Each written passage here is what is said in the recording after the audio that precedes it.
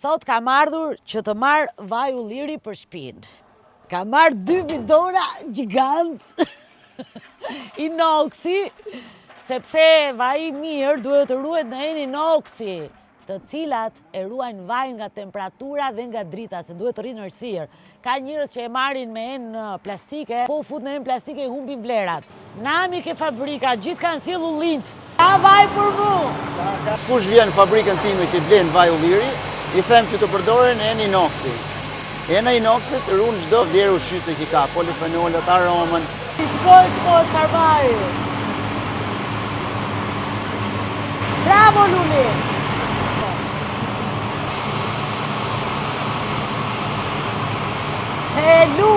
Lum!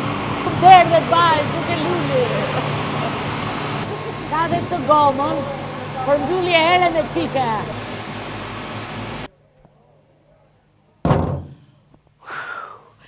Ja dola. Vajnë e blini çdo vit, ndërsa enën e blini vetëm një herë, ndaj shkoni te Eno Alba, se janë enë cilësore italiane. Nuk mjafton të blihet vetëm vaj i mirë, mall i mirë, po duhet edhe ena që ta ruaj po me ato vlera që ka. Nga ena e madhe mund ta hedhim në këto 2 enë të vogla. Është ky briku këtu dhe do t'ju tregoj edhe se si hidhet. Ja, rubineti ulet. Pastaj hapet kjo rubineti këtu dhe ja vaj që po del.